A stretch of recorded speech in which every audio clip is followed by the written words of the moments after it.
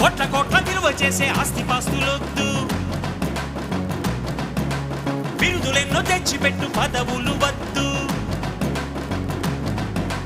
దండలు వేయొద్దు, మణిమకుటాలసలొద్దు, నా జన్మభూమి ప్రేమ చాలులే.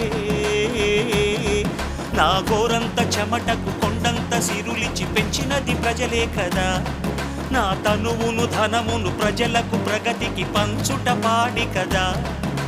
సింగమల్లె నువ్వు శిఖరము చేరు, నా పేరు నరసింహ, ఇంటి పేరు రణసింహ, నాతోటి ఉన్న సేన ఉరికెటి యువసేన.